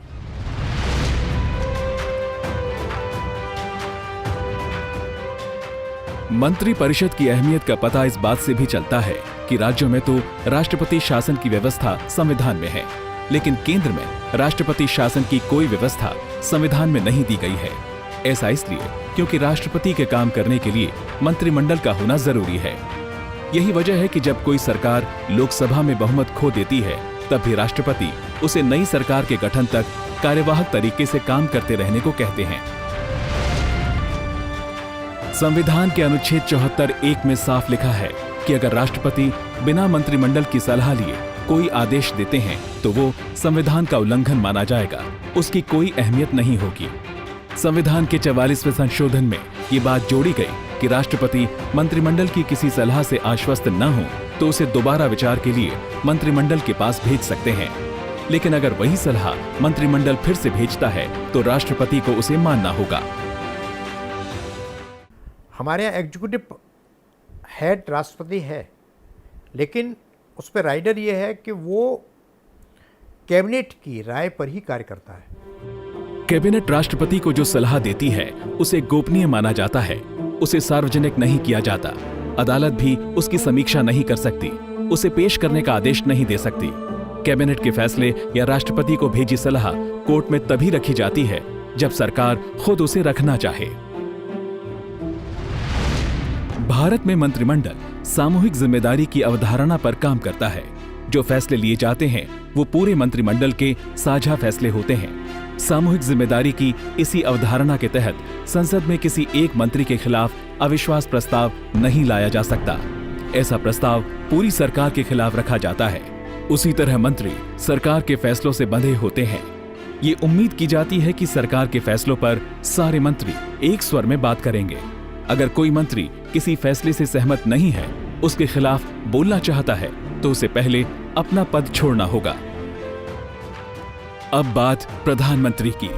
भारत में सबसे ताकतवर पद प्रधानमंत्री का है। प्रधानमंत्री यानी वो व्यक्ति जिसे लोकसभा में बहुमत का विश्वास हासिल है। ये एक ऐसा पद है जो सरकार पर भी नियंत्रण रखता है और संसद पर भी। मंत्रिमंडल के सभी मंत्री प्रधानमंत्री के कहने पर नियुक्त किए जाते हैं। वही सभी मंत्रियों को विभाग और काम देते हैं। प्रधानमंत्री जब चाहे मंत्रियों के विभाग में बदलाव कर सकते हैं। किसी मंत्री से इस्तीफा ले सकते हैं। इस्तीफा न देने की स्थिति में राष्ट्रपति से उसे बर्खास्त करने को भी कह सकते हैं। राष्ट्र संविधान कहता है कि राष्ट्रपति को एडवाइस करने के लिए एक मंत्रिपरिषद होगी और राष्ट्रपति उस मंत्रिपरिषद की एडवाइस पर ही काम करेंगे। लेकिन संविधान राष्ट्रपति को बहुत सी शक्तियां देता है, जिसमें एक शक्ति प्रधानमंत्री को नियुक्त करने की भी है। तो राष्ट्रपति प्रधानमंत्री को नियुक्त करता है और वो किसी को भी नियुक्त कर सकता है, लेकिन वो ऐसे ही व्यक्ति को नियुक्त करेगा जिसे लोकसभा के बहुमत का समर्थन प्राप्त करने की आशा हो। प्रधानमंत्री के पद की अहमियत को समझने के लिए हम अब तक सरकार के बारे में की गई चर्चा को संक्षेप में देखते हैं। हम देख चुके हैं कि देश में हर फैसला राष्ट्रपति की मंजूरी से लिया जाता है, लेकिन राष्ट्रपति स्वतंत्र रूप से कोई फैसला नहीं ले सकते। उन्हें मंत्रिपरिषद की सलाह के मुताबिक ही फैसला लेना होता है और मंत्रिपरिषद का नेतृत्व प्रधानमंत्री करते हैं, यानी असली फैसले प्रधानमंत्री के होते हैं। मंत्रिपरिषद के जरिए राष्ट्रपति को उसकी सूचना दी जाती है। राष्ट्रपति उन पर मुहर लगाने की औपचारिकता पूरी करते हैं।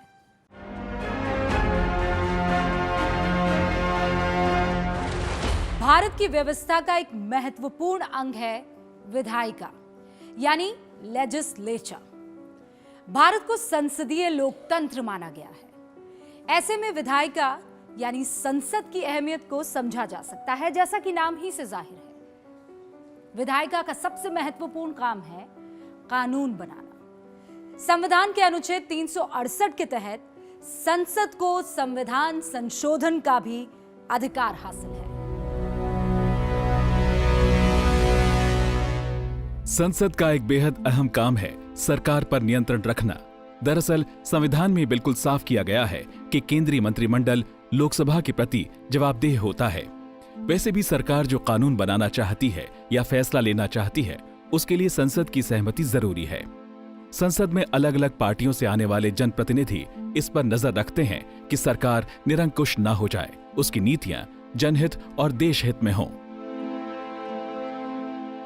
संविधान में कहा गया कि काउंसिल ऑफ मिनिस्टर्स जो है मंत्रिपरिषद, वो लोकसभा के प्रति उत्तरदायी होगी।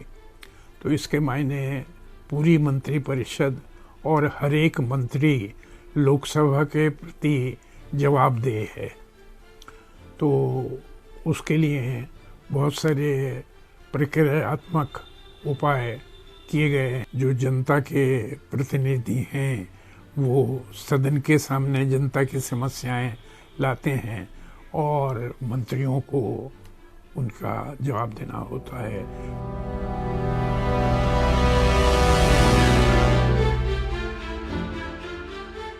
संसद वित्तीय मामलों पर भी नियंत्रण रखती है। अगर सरकार टैक्स या राजस्व से जुड़े प्रावधानों में कोई बदलाव करना चाहती है तो इसके लिए संसद की मंजूरी जरूरी है। विधायिका यानी संसद के 3 हिस्से हैं, राष्ट्रपति, राज्यसभा और लोकसभा। जी हां, संसदीय लोकतंत्र प्रणाली में राष्ट्रपति को संसद का भी एक हिस्सा माना जाता है। इसका कारण यह है कि भले ही राष्ट्रपति किसी सदन के सदस्य न हो, लेकिन उन्हीं के आदेश पर सदन की बैठक बुलाई जाती है। किसी भी सदन का सत्र खत्म करने का आदेश राष्ट्रपति देते हैं। लोकसभा का कार्यकाल पूरा हो जाने के बाद या किसी भी पार्टी को सरकार बनाने लायक बहुमत न होने की स्थिति में उसे भंग करने का आदेश भी राष्ट्रपति देते हैं। संसद से पारित विधेयक को राष्ट्रपति की मंजूरी मिलना जरूरी होता है। संसद से पास हर विधेयक राष्ट्रपति के पास भेजा जाता है। उनकी मुहर लगने के बाद ही उसे कानून का दर्जा मिलता है।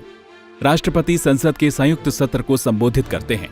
वो चाहे तो किसी भी सदन को संबोधित कर सकते हैं। संसद के 2 सदनों में उच्च सदन माना जाता है राज्यसभा को। जैसा कि नाम से जाहिर है, राज्यसभा यानी काउंसिल ऑफ स्टेट राज्यों की सभा है। इसके सदस्य राज्य से चुने जाते हैं। चुने हुए विधायक मतदान के जरिए संसद में अपने राज्य का प्रतिनिधित्व करने वाले सदस्य को चुनते हैं। ये हर स्टेट के गार्जियन के रूप में काम करता है। राज्यसभा जो कि लोकसभा से यदि जल्दी में कोई बिल पास हो जाता है तो उससे अच्छी तरह से स्क्रूटनी करता है ताकि हम गलत जो है बिल पास न करें। इसलिए राज्यसभा जो है ये परमानेंट बॉडी है। राज्यसभा की खासियत है कि ये स्थायी सदन है। इसका कार्यकाल हमेशा रहता है। इसके सदस्य का कार्यकाल 6 साल का होता है। हर 2 साल में राज्यसभा के 1/3 सदस्य रिटायर होते हैं। उनकी जगह पर नए सदस्य आ जाते हैं। इस तरह राज्यसभा काम करती रहती है। राज्यसभा के सभापति देश के उपराष्ट्रपति होते हैं। उपसभापति का चुनाव राज्यसभा के सांसद वोटिंग के जरिए करते हैं।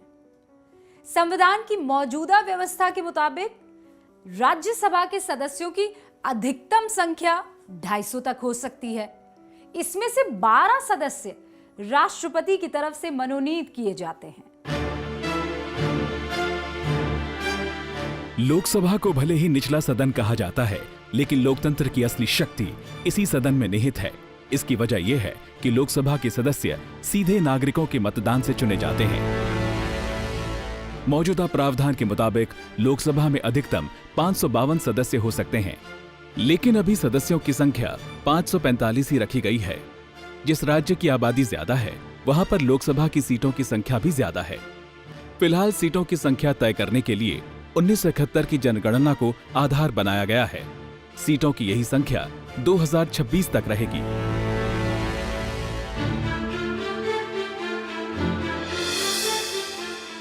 लोकसभा के सदस्य चुने जाने के लिए न्यूनतम उम्र 25 साल होनी चाहिए, जबकि राज्यसभा के लिए न्यूनतम उम्र 30 साल है।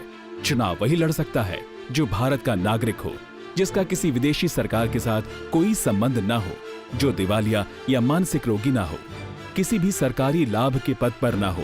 चुनाव लड़ने के लिए जरूरी योग्यता ये भी है कि वो व्यक्ति किसी कानून के तहत संसद की सदस्यता के लिए अयोग्य करार न दिया गया हो।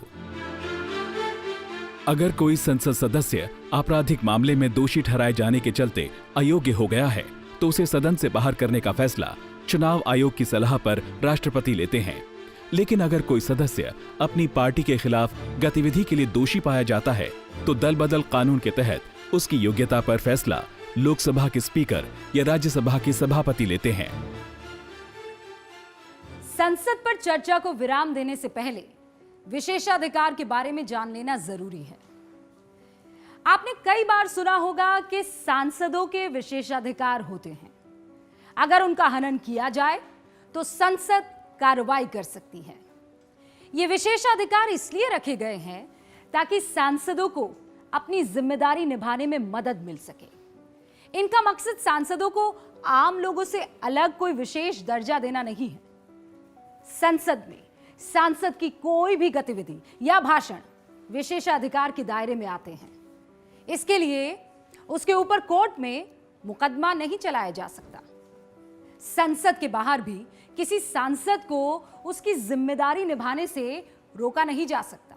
अगर कोई सांसद के काम में बाधा पहुंचाता है तो उसके खिलाफ संसद के विशेषाधिकार हनन का मामला बन सकता है।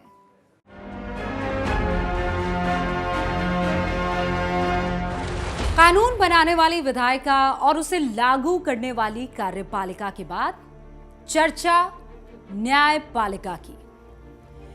न्यायपालिका का काम लोगों को न्याय देना है। यह देखना है कि देश में सब कुछ कानून और संविधान के मुताबिक हो रहा है या नहीं। साथ ही न्यायपालिका यह भी देखती है कि जो कानून बनाया गया है वो संविधान के मुताबिक सही है या नहीं।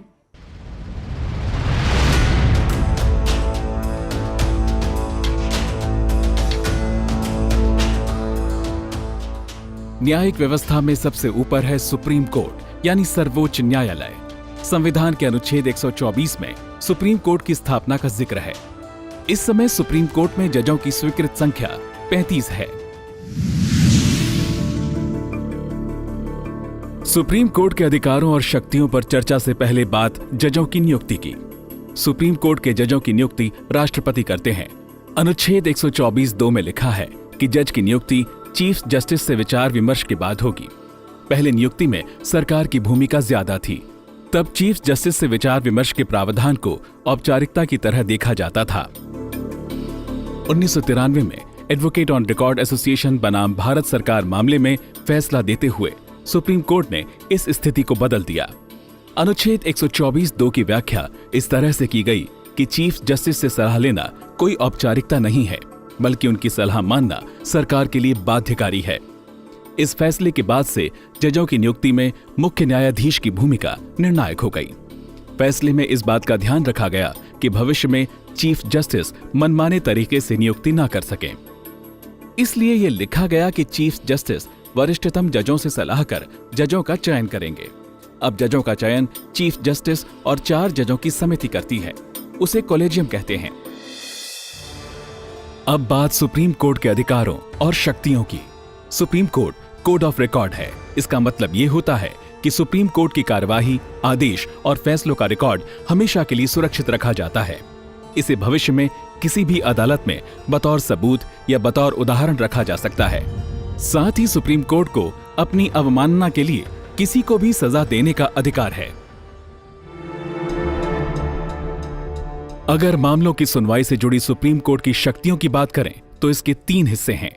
मूल क्षेत्राधिकार यानी ओरिजिनल ज्यूरिसडिक्शन, अपीलीय क्षेत्राधिकार यानी अपीलेट ज्यूरिसडिक्शन और सलाहकार की भूमिका मतलब एडवाइजरी रोल।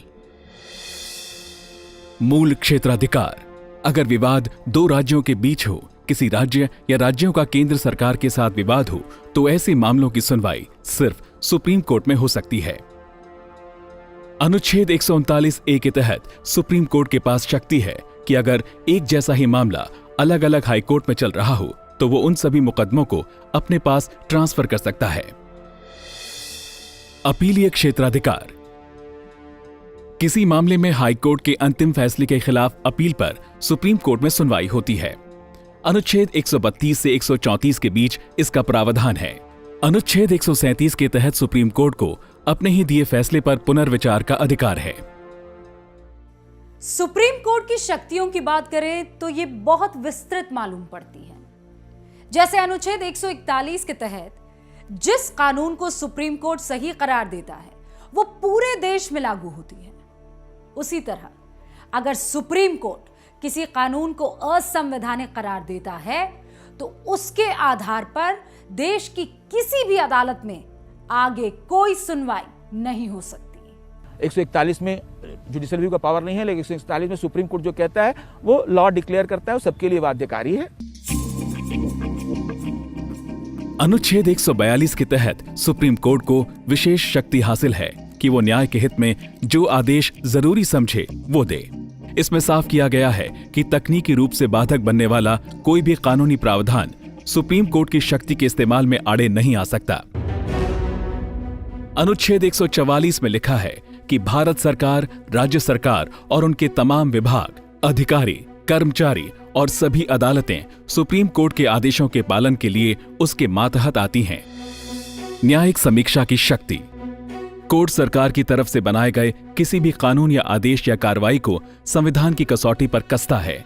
ये देखता है कि उसके फैसले या कानून से नागरिकों के मौलिक अधिकार का हनन तो नहीं हो रहा। इसके आधार पर सुप्रीम कोर्ट कानून को हरी झंडी देने या निरस्त करार देने का आदेश दे सकता है। संविधान में संसद की तरफ से किए गए संशोधन को भी सुप्रीम कोर्ट इस आधार पर रद्द घोषित कर सकता है कि वो संविधान के मूल ढांचे के खिलाफ है।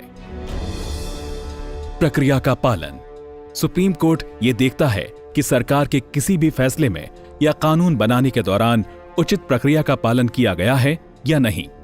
इसमें कमी पाए जाने पर कोर्ट सरकार के फैसले या कानून को रद्द घोषित कर सकता है। जनहित याचिका: नागरिकों को मिले मौलिक अधिकार के हनन की स्थिति में सुप्रीम कोर्ट किसी भी मामले पर संज्ञान लेकर सुनवाई शुरू कर सकता है। अपने पास भेजी गई किसी चिट्ठी को भी कोर्ट याचिका में तब्दील कर उस पर सुनवाई कर सकता है।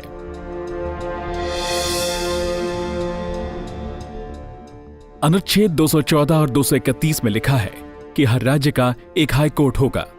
हालांकि हर राज्य का अलग से हाई कोर्ट होना जरूरी नहीं है। छोटे राज्यों की स्थिति में किसी हाई कोर्ट का क्षेत्राधिकार एक से ज्यादा राज्य या केंद्र शासित प्रदेश में भी हो सकता है। हाई कोर्ट अपने अधिकार क्षेत्र में आने वाली सभी अदालतों के ऊपर होता है। उसे न्याय के हित में फैसले लेने का अधिकार है। हाई कोर्ट को यह अधिकार हासिल है कि वो गलत तरीके से दर्ज किए गए एफआईआर को रद्द कर सकता है। अनुच्छेद 226 के तहत हाईकोर्ट के अधिकार क्षेत्र में रह रहा कोई भी नागरिक मौलिक अधिकारों के हनन या किसी दूसरे अधिकार के हनन की स्थिति में सीधे हाईकोर्ट का दरवाजा खटखटा सकता है। हाईकोर्ट न्याय के हित में जरूरी आदेश जारी करने का अधिकार रखता है। विधानसभा, लोकसभा और राज्यसभा के चुनाव के बाद अगर कोई प्रक्रिया को लेकर शिकायत करना चाहता है तो इसके लिए चुनाव याचिका सीधे हाईकोर्ट में दाखिल होती है।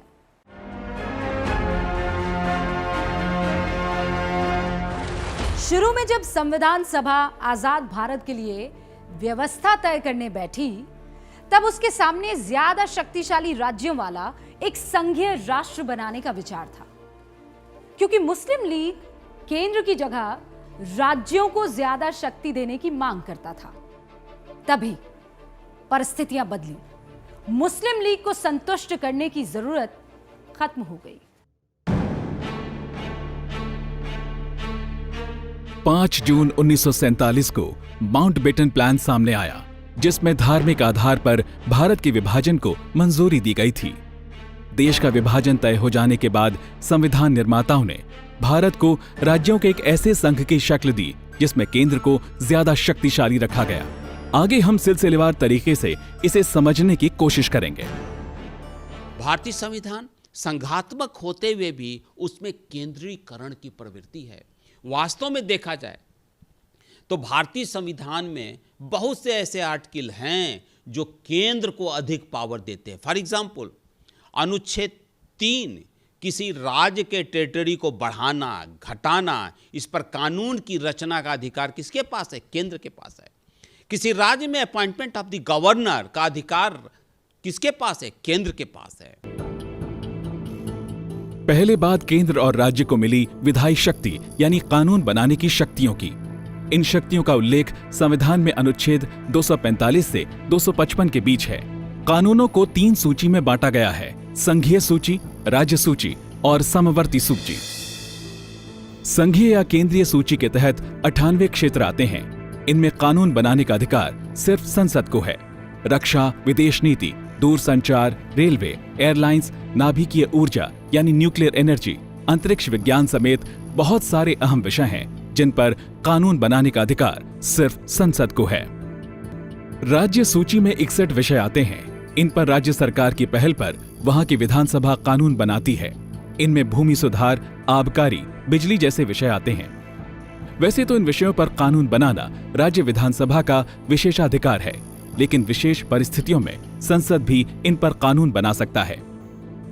ज्यादातर मामलों में संसद से पास राज्य सूची के विषय वाले कानून को एक सीमित अवधि के लिए लागू किया जाता है। समवर्ती सूची में वो मामले आते हैं जिन पर संसद और विधानसभा दोनों को ही कानून बनाने का अधिकार है।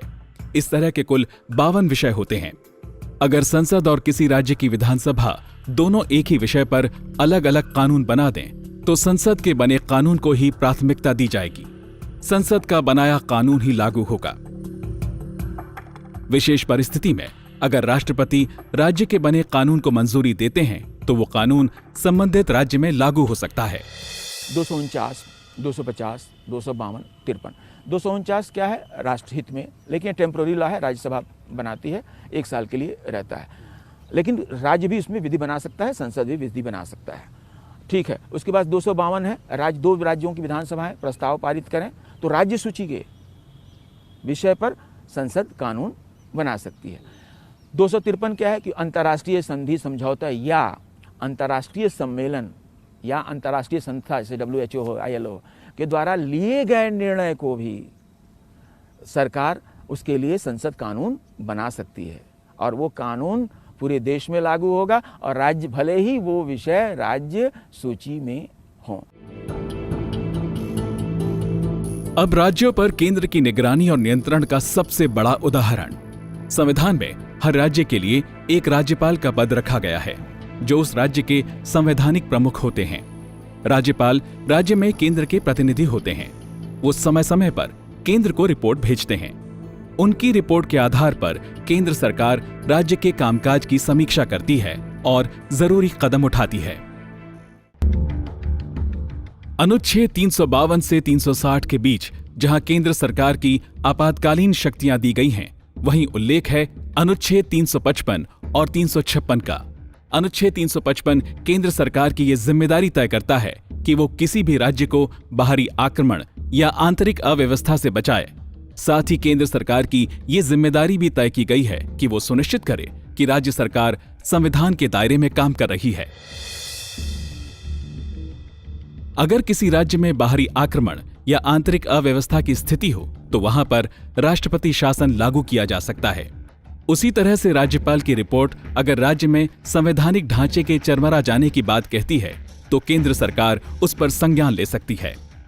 राष्ट्रपति केंद्रीय मंत्रिमंडल की सलाह पर अनुच्छेद 356 के तहत राज्य में सत्ता चला रही सरकार को बर्खास्त कर शासन अपने हाथ में ले सकते हैं। अनुच्छेद 356 के तहत लागू राष्ट्रपति शासन को संसद की मंजूरी मिलना भी जरूरी होता है। अगर संसद से राष्ट्रपति शासन का प्रस्ताव खारिज हो जाता है तो सरकार को उसे हटाना पड़ता है। अनुच्छेद 356 के तहत लगने वाला जो राष्ट्रपति शासन है वो एक बार में 6 महीने तक के लिए ही लग सकता है। विशेष परिस्थितियों में अगर उसे विस्तार देना जरूरी हो तब भी इसकी अधिकतम अवधि 3 साल तक की होती है। पंजाब में आतंकवाद के दिनों में 61वां संविधान संशोधन करके वहां पर 5 साल तक के लिए राष्ट्रपति शासन जारी रखा गया था।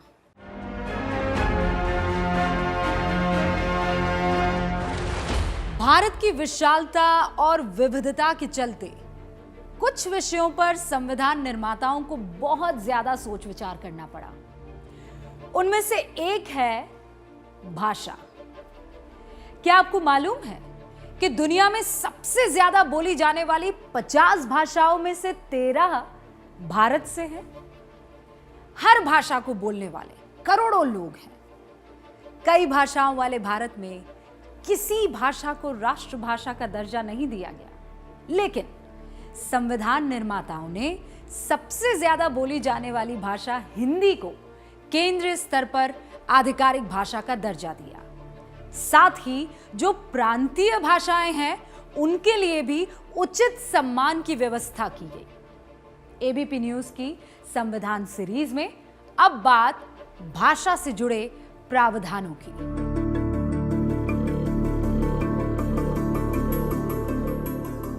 भाषा को लेकर मुख्य प्रावधानों पर चर्चा करने से पहले बात अनुच्छेद 29 और 30 की। संविधान सीरीज में हम पहले ये देख चुके हैं कि ये दोनों अनुच्छेद मौलिक अधिकारों का हिस्सा हैं। इनमें अल्पसंख्यकों के संरक्षण की बात कही गई है।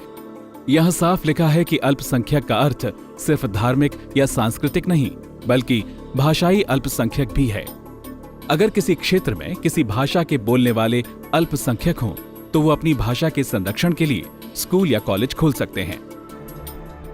संविधान के अनुच्छेद 120 में संसद के कामकाज की भाषा पर चर्चा की गई है। इसमें हिंदी और अंग्रेजी को संसदीय कामकाज की भाषा कहा गया है। साथ ही ये भी कहा गया है कि अगर कोई सांसद अपनी बात हिंदी या अंग्रेजी में रख पाने में सक्षम नहीं है तो सभापति उसे उसकी मातृभाषा में बात रखने की अनुमति देंगे। उसके भाषण का हिंदी और अंग्रेजी अनुवाद बाकी सांसदों को उपलब्ध कराया जाएगा। इसी तरह अनुच्छेद 210 में राज्य विधानसभा की भाषा का जिक्र है। इसमें लिखा गया है कि विधानसभा के कामकाज की भाषा उस राज्य की आधिकारिक भाषा या हिंदी या अंग्रेजी हो सकती है। मतलब राज्य में जो भाषा प्रमुखता से बोली जाती है उसे वहां वही दर्जा दिया जाएगा जो केंद्रीय स्तर पर हिंदी का है। अनुच्छेद 343 से 351 तक भाषा को लेकर विशेष प्रावधान किए गए हैं। दरअसल जब संविधान निर्माता भाषाओं को लेकर चर्चा कर रहे थे तो उनके सामने सबसे बड़ा सवाल यह था कि कि क्या भारत में कोई राष्ट्रीय भाषा रखी जाए। बहुत से संविधान निर्माता हिंदी को राष्ट्रभाषा का दर्जा देना चाहते थे, लेकिन इसे लेकर विवाद हो रहा था। ऐसे में काफी चर्चा के बाद हिंदी को आधिकारिक भाषा का दर्जा दिया गया। संविधान के मुताबिक देवनागरी लिपि में लिखी जाने वाली हिंदी भारत की आधिकारिक भाषा है। इसमें न्यूमेरल्स यानी गिनती के लिए इस्तेमाल होने वाली संख्या का प्रयोग हिंदी में होगा, लेकिन उसे लिखने का स्वरूप वही होगा जिसे अंतरराष्ट्रीय मान्यता है। मतलब आधिकारिक रूप से हम 1 2 3 4 की बजाय 1 2 3 4 बोलते हैं, लेकिन उसे लिखा उस स्वरूप में नहीं जाता जो देवनागरी लिपि का स्वरूप है। उसे अंतरराष्ट्रीय रूप से लिखे जाने वाले स्वरूप में ही लिखा जाता है।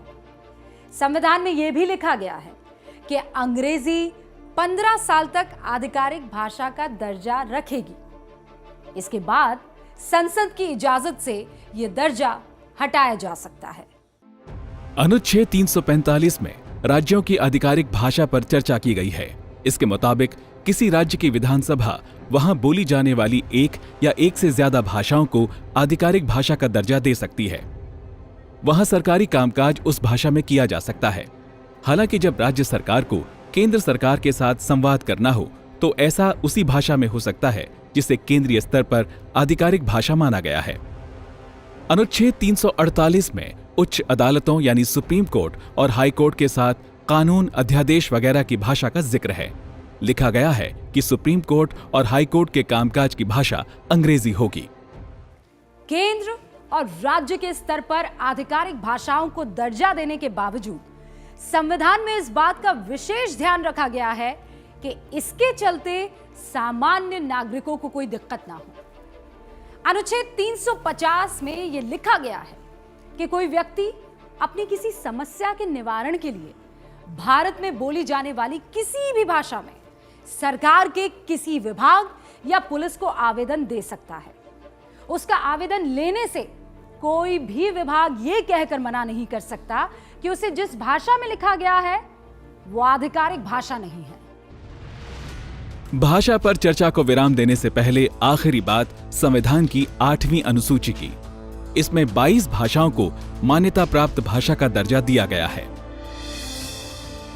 ये भाषाएं हैं असमीज, बांग्ला, गुजराती, हिंदी, कन्नड़, कश्मीरी, मराठी, मलयालम, उड़िया, पंजाबी, संस्कृत, तमिल, तेलुगु, उर्दू, सिंधी, कोंकणी, मणिपुरी, नेपाली, बोडो, डोगरी, मैथिली और संथाली।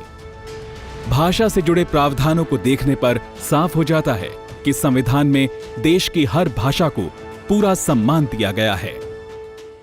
हमारा संविधान दुनिया के सबसे बड़े लोकतंत्र हमारे देश भारत को महानतम बनाता है। 70 साल पहले 26 नवंबर 1949 के दिन संविधान सभा में हमारा संविधान पारित हुआ। आज हम गर्व से इस दिन को संविधान दिवस के नाम से मनाते हैं। हम उम्मीद करते हैं कि एबीपी न्यूज की इस खास सीरीज के जरिए भारत का एक आम नागरिक भी संविधान के पहलुओं को जान और समझ पाया होगा। अगर आम नागरिक मजबूत